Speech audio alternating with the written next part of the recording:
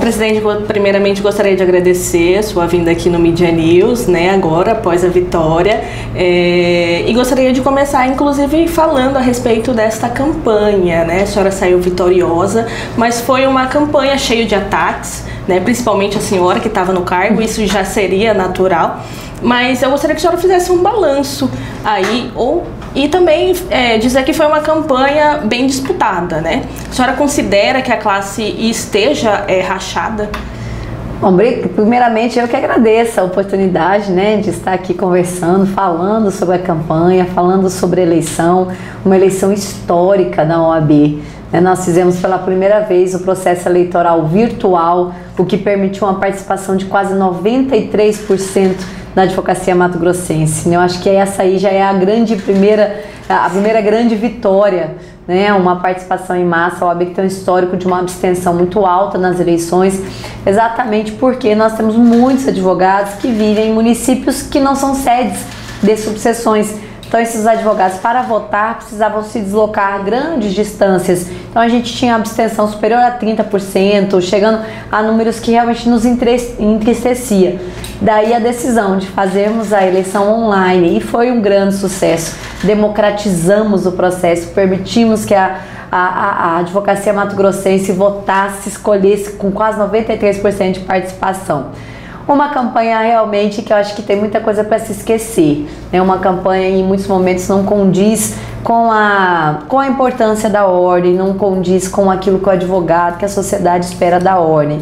É uma campanha que muitas vezes foi levada para o pior que existe numa campanha político-partidária. É com fake news, com ataques pessoais, isso nos entristece. E aí, como eu digo, é uma página a ser virada. A partir de segunda-feira, 17 horas a eleição acabou, decretado o resultado das eleições. Então a partir daí voltamos a ser um único grupo, voltamos a ser o grupo da advocacia, né, a OAB Mato Grosso, e é assim que a gente vai tocar mais essa gestão.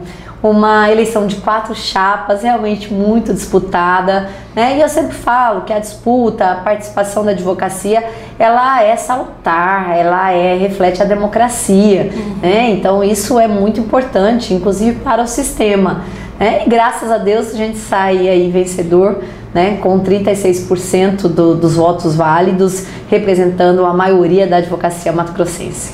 A senhora viu essa disputa neste momento? A senhora considera ainda que a advocacia está rachada ou a senhora consegue visualizar já um momento diferente? Não, eu não entendo como racha, eu entendo como realmente projetos que foram colocados à disposição da advocacia, e isso é salutar. Isso é importante, né? Então, nós tivemos advogados que se identificaram mais com um projeto, advogados que se identificaram com outro, e a maioria se identificou e votou no nosso projeto, no projeto da Chapa 1.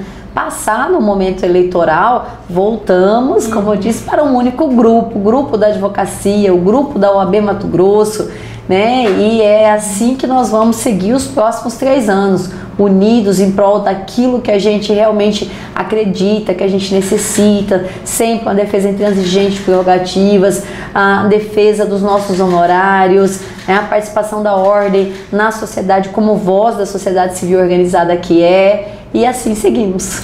A senhora citou a questão dos honorários, inclusive em entrevista que a senhora deu para mim após o resultado, a senhora colocou os honorários como uma das prioridades da próxima gestão, né? Na semana passada houve uma votação lá no Tribunal de Justiça que a maioria suspendeu, está votando, né, para suspender aquela lei que garantiu essa isenção dos honorários. Como que a senhora está acompanhando isso e como que a senhora vai atuar para garantir?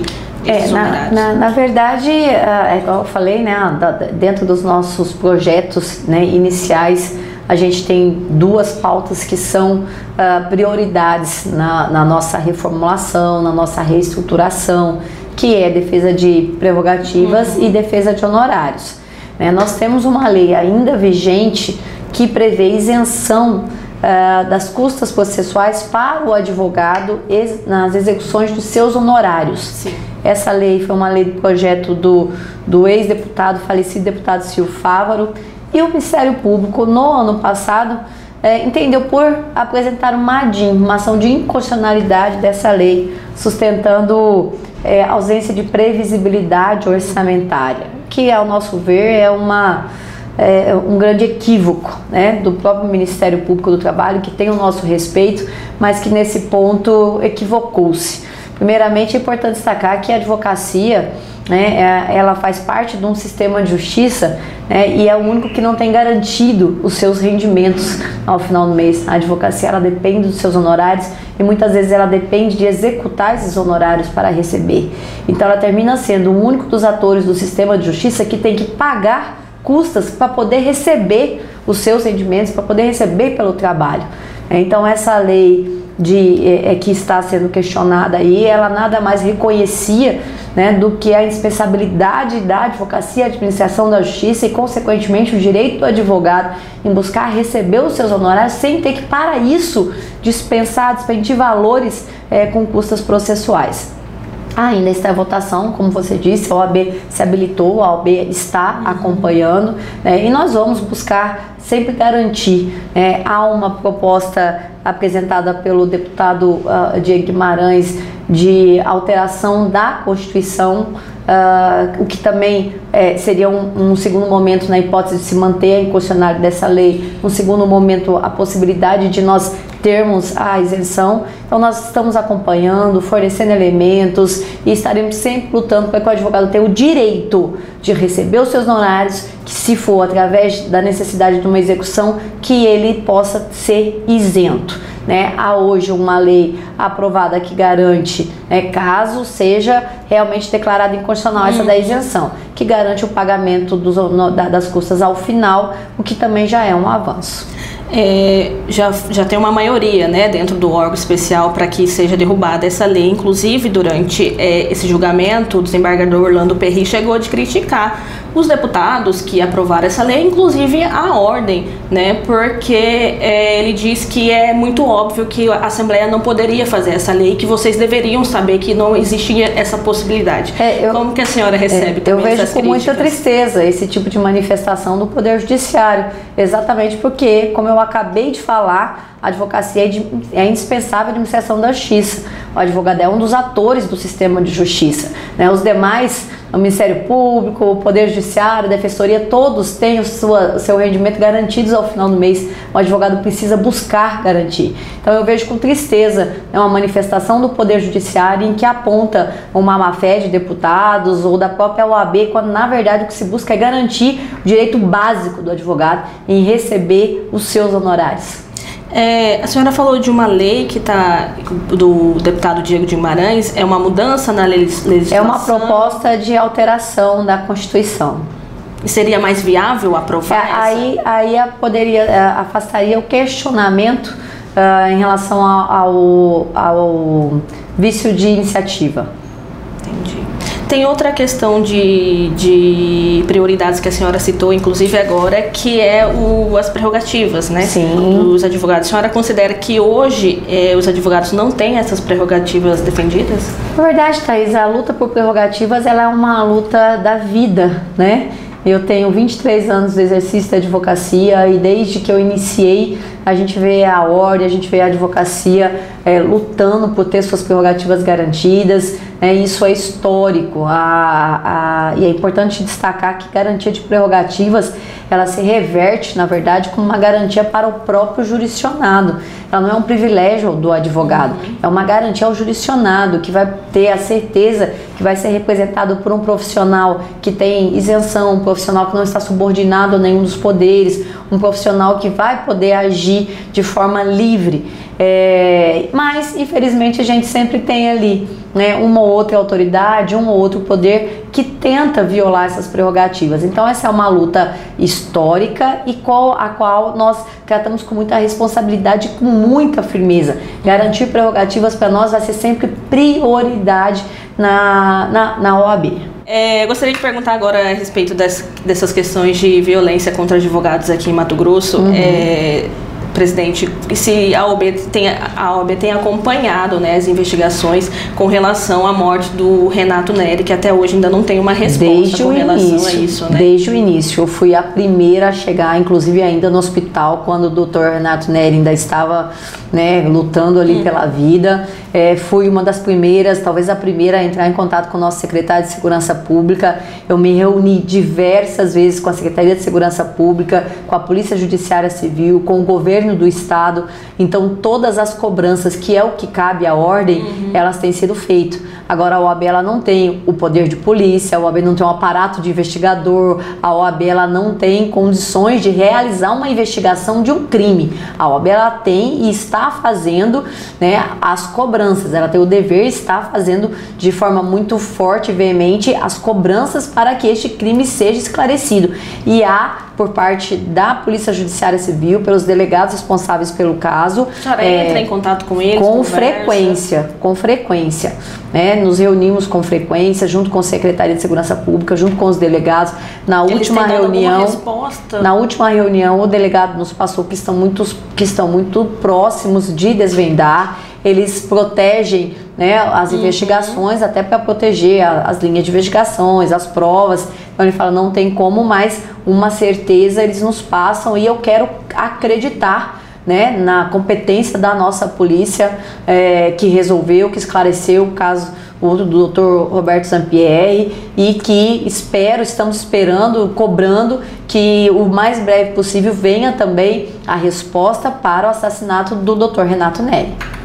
Doutora, durante a campanha a senhora citou ali alguns projetos para a segurança, né, dos advogados. Como é que tá esses projetos? Isso, na verdade nós encaminhamos para o Conselho Federal uma proposta, um projeto de criação de um plano nacional de defesa do exercício da advocacia. E por que a necessidade de um plano nacional? Primeiro, nós tivemos aí nos últimos anos, nessa última gestão, dezenas de advogados assassinados. Mato Grosso, infelizmente, nós tivemos 2, mas outros estados da mesma forma. Nós tivemos 2 ou 3 advogados assassinados em Goiás, 2 ou 3 assassinados no Rio de Janeiro, no Espírito Santo, em Minas Gerais. Então isso é muito preocupante. Então nós precisamos de uma intervenção rápida e eficiente do nosso Conselho Federal, uma manifestação nacional. Então nós encaminhamos para o Conselho Federal uma proposta de criação deste plano nacional no exercício da advocacia, dentre eles 3 pontos que envolvem a tramitação de projetos de lei que estão no Congresso. O primeiro, que tipifica o crime de homicídio praticado contra advogado, ele qualifica esse crime. Um outro que confere a possibilidade de medidas protetivas ao advogado que está sendo ameaçado no exercício da profissão. E um terceiro projeto, que é aquele mais polêmico, mas que eu já manifestei reiteradas vezes, que particularmente eu apoio, que é o porte de armas ao advogado que cumprir os requisitos legais. Então, a começar do apoio para esses projetos de lei que tratam diretamente de ações efetivas na segurança do advogado. Sugerimos ainda a criação da Comissão Nacional de Proteção ao Exercício da Advocacia, a criação de um fundo a ser custeado com as anuidades que vão a partir do repasse necessário para o Conselho Federal, para que o advogado que esteja necessitando de uma proteção maior, que precise desse apoio financeiro, também possa receber da ordem esse apoio. Então são ações efetivas que nós sugerimos ao Conselho Federal a criação em âmbito nacional. Aqui no âmbito do Estado, na seccional Mato Grosso, nós criamos a nossa Comissão Estadual de Defesa do Exercício da Advocacia, realizando estudos, projetos,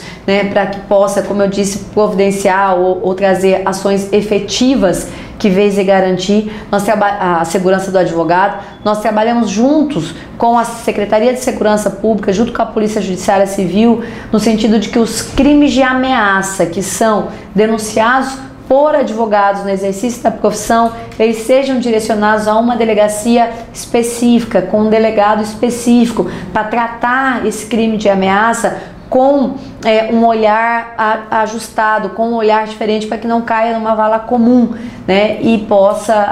e seja ali, não seja dada a atenção necessária. Então já temos esse alinhamento com a Secretaria de Segurança Pública e, é claro, sempre buscar oferecer ao advogado o apoio que ele necessitar, mas realmente é uma preocupação da ordem à segurança dos advogados. E como é que está esse projeto lá em Brasília com relação a esse? Eu ainda não tive um retorno. O meu encaminhamento, a minha solicitação foi em julho, infelizmente eu ainda não tive um retorno do Conselho Federal. Estou reiterando esse pedido, reiterando essa proposta que eu acho fundamental neste momento de violência contra advogados que a gente vive. Eles precisam aprovar e aí formar uma lei para o Congresso? Como é que... Não? O Congresso nós já temos 3 projetos de lei. E a partir dali é o apoio político junto ao Congresso para que esses projetos sejam aprovados. No mais, a criação de um plano nacional, ela envolve esse tipo de ações que eu falei. Então, o Conselho Federal, ele precisa acolher essa proposta e criar, juntamente com os conselheiros federais, juntamente com o Colégio de Presidentes Seccionais, juntamente com as comissões do Conselho Federal, esse plano, estabelecendo ações efetivas para conferir maior segurança para os advogados. Há uma pauta que trata de aumento de pena para crimes contra os advogados? É essa que tipifica com homicídio qualificado quando praticado contra advogado no exercício da profissão. Para quanto, a senhora sabe? O aumento? Eu não sei, não sei, porque ele torna o homicídio qualificado. O aumento da pena realmente é uma área que eu não atuo, eu não sei te dizer agora. Entendi. Só mais uma pergunta com relação a isso, presidente. A senhora falou desse conselho aqui, na UB de Mato Grosso. Tem números de advogados que estão sendo ameaçados atualmente aqui no estado? Nós recebemos... Nos últimos meses, a manifestação de 2 advogados que estavam se sentindo ameaçados. E os 2 foram encaminhados para essa delegacia. A denúncia do crime de ameaça foram encaminhados para a delegacia, foram encaminhados para a Secretaria de Segurança Pública para dar essa atenção necessária. Certo. Doutora, a gente tem visto nos últimos tempos advogados envolvidos com crimes, principalmente com facções criminosas aqui no estado, prisões, operações contra advogados. Como é que a UB tem acompanhado todas essas operações e essas prisões? Primeiro é importante, Thaís, sempre deixar muito claro que não há que se misturar, que se confundir o exercício da advocacia com os crimes eventualmente praticados pelos clientes que esse advogado representa. Então há, infelizmente, em alguns casos, um preconceito, há alguma confusão em relação a isso. O exercício da advocacia, em hipótese alguma, pode ser confundido com a prática dos crimes que os clientes desses advogados eventualmente tenham cometido. Quanto a prisões de advogados, quanto a processos que investigam a atuação de advogado em facções criminosas, isso aí precisa ser apurado, isso precisa ser esclarecido, em havendo efetivamente a comprovação de que advogados estão atuando a favor do crime, na condição de partícipe, na condição de autor de crime e não como advogado. Esse advogado ele precisa responder criminalmente pelo crime que está cometendo e também, junto à Ordem dos Advogados do Brasil, o processo ético disciplinar que pode resultar, inclusive, na sua exclusão dos quadros. A senhora acha que está vendo talvez uma má-fé da Justiça ao prender esses advogados nessas operações, não analisar corretamente as investigações? O processo de investigação, ele cabe à polícia, ele cabe às acusações, à denúncia ao Ministério Público, ao Judiciário, e aí garantindo a todos a ampla defesa, garantindo a todos o devido processo legal. Isso é que nós pautamos. O que não se pode, como eu disse, é haver por parte seja dos poderes, seja da própria sociedade, qualquer tipo de pré-julgamento em relação aos advogados que atuam na área criminal, principalmente aos advogados que defendem clientes que estão sendo acusados da prática de crimes. A senhora vê de alguma forma que todas essas situações mancham a categoria? Não, de forma alguma. Nós temos bons advogados e infelizmente temos maus advogados, assim como nós temos bons jornalistas e maus jornalistas, assim como nós temos bons médicos e maus médicos. né? Então não se pode de forma alguma generalizar a atuação errônea, a atuação ilegal, a atuação reprovável de um ou outro profissional com a categoria, com a advocacia, que, volto a dizer, é indispensável a administração da justiça e merece todo o respeito, né, por parte dos poderes, da sociedade, que quem diz isso é a nossa Constituição Federal. Então, se há um ou outro advogado que atuou de forma errônea, que atuou envolvido com crime, que descumpriu o que estabelece o Código de Ética e Disciplina, que esse advogado responda nos limites da lei, que responda nos limites do processo ético disciplinar, mas em forma alguma isso pode refletir ou manchar uma categoria importante e indispensável à sociedade, como é a advocacia. E a OAB tem acompanhado isso, abre os processos? Sim. Já teve profissionais que foram excluídos? Já. Todo processo, toda a comunicação ou toda notícia que chega de advogados que atuaram de forma a violar o Código de Ética e Disciplina, eles são processados junto ao nosso Tribunal de Ética e Disciplina, garantindo, volto a exemplo, a defesa do contraditório, e esses advogados podem e são punidos, né, nos limites das penalidades previstas no nosso estatuto, no nosso Código de Ética, que pode ser desde uma pena de censura até a pena máxima, que é a exclusão. Certo. Doutora, a gente tem 3 magistrados atualmente aqui em Mato Grosso afastados por conta de suspeitas de venda de sentenças, né? A OAB já tinha ciência de alguma forma desses episódios antes desses afastamentos? Não, a OAB não tinha ciência. A OAB tomou ciência a partir das decisões e imediatamente eu pedia acesso aos autos junto ao CNJ. Inclusive reiterei o pedido essa semana porque houve uma troca do corregedor-geral. Reiterei o pedido, pedi uma audiência com esse corregedor. Eu entendo que a OAB ela tem não só o interesse, mas a legitimidade para acompanhar, porque nós precisamos sim estar muito firmes no acompanhamento, cobrar as responsabilidades dos envolvidos, sejam magistrados, sejam advogados, né, as autoridades que forem, precisam responder dentro das suas responsabilidades. Então, a OAB, quando toma conhecimento, ela pede, né, solicitei acesso aos autos de investigação, solicitei uma audiência com o ministro corregedor e reiterei esse pedido. Então, a OAB está dentro do processo, ou não chegou? Ainda não veio o despacho do ministro autorizando o nosso ingresso. Entendi. Eu solicitei e aguardo. Foi solicitado. Certo.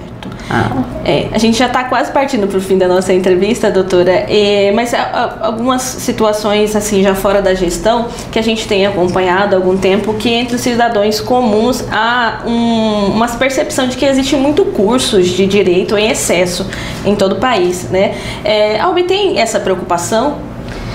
A OAB tem preocupação com a qualidade dos cursos, né, do ensino jurídico. Isso aí a OAB tem uma preocupação, sim. E nós temos as nossas comissões de ensino jurídico, tanto no âmbito nacional como no âmbito federal, no âmbito estadual, né, que acompanham a qualidade desses cursos.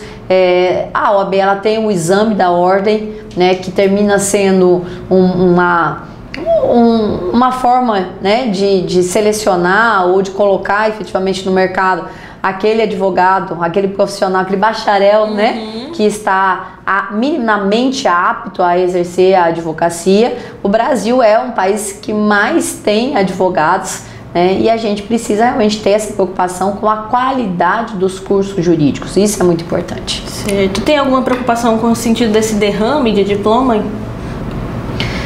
Não, acho que a partir do momento em que o curso ele oferece um curso de qualidade, e aí o mercado de trabalho que vai selecionar, né? O mercado de trabalho ele vai selecionar os profissionais que estão mais habilitados. O que a OAB faz em relação a isso é proporcionar, e a nossa gestão nesse ponto ela foi muito bem, ela se destacou muito, proporcionar ao advogado a qualificação continuada, né, proporcionar ao advogado a capacitação além dos bancos da universidade. Então nós realizamos aí durante a nossa gestão em parcerias com as faculdades com as universidades públicas, com faculdades privadas, 18 cursos de pós-graduações, nós realizamos mais de 350 eventos jurídicos, nós oferecemos ao jovem advogado os cursos de iniciação. Então a nossa preocupação é oferecer, oportunizar o advogado, ao jovem advogado em especial, esse complemento eventualmente que seja necessário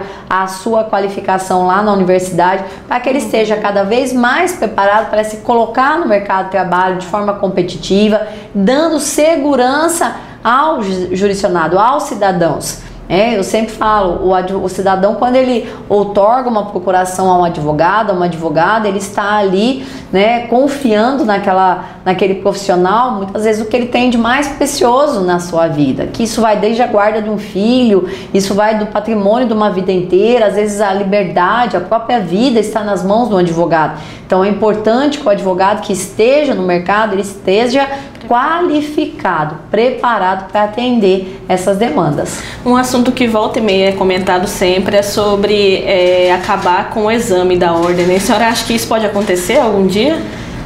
Olha, eu espero que não, e não é uma questão de reserva de mercado, porque nós temos aí mais de 1.300.000 advogados no Brasil e mais de 5 milhões de bacharéis. Eu acho que o exame da ordem, volto a dizer, ele traz uma segurança mínima para a sociedade. Que é aquele profissional que está se colocando, que está recebendo o aval da OAB, a inscrição na OAB para poder exercer, ele tem um conhecimento mínimo de poder realmente exercer. Então não se trata de reserva de mercado, ao meu ver, se trata sim de uma garantia para o cidadão, especialmente por razão disso que eu falei, da responsabilidade que é o exercício da advocacia. Certo. Terminando por aqui, então, doutora, agradeço muito a sua participação conosco. Thaisa. E se a senhora quiser ressaltar, deixar ressaltada alguma fala, fique à vontade.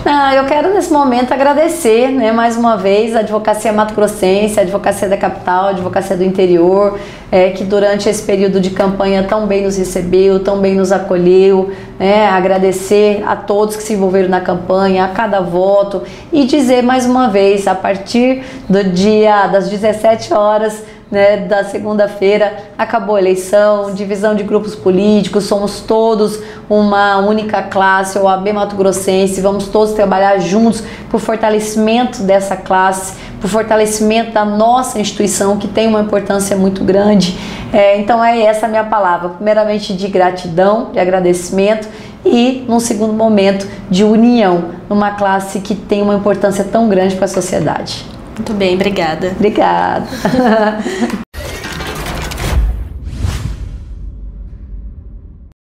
E se a senhora quiser ressaltar, deixar ressaltada alguma fala, fique à vontade. Eu quero nesse momento agradecer, mais uma vez, a Advocacia Mato Grossense, a Advocacia da Capital, a Advocacia do Interior, que durante esse período de campanha tão bem nos recebeu, tão bem nos acolheu, agradecer a todos que se envolveram na campanha, a cada voto, e dizer mais uma vez, a partir das 17 horas, da segunda-feira, acabou a eleição, divisão de grupos políticos, somos todos uma única classe, OAB Mato Grossense, vamos todos trabalhar juntos para o fortalecimento dessa classe, para o fortalecimento da nossa instituição, que tem uma importância muito grande. Então é essa a minha palavra, primeiramente de gratidão, de agradecimento, e num segundo momento de união, numa classe que tem uma importância tão grande para a sociedade. Muito bem, obrigada. Obrigada.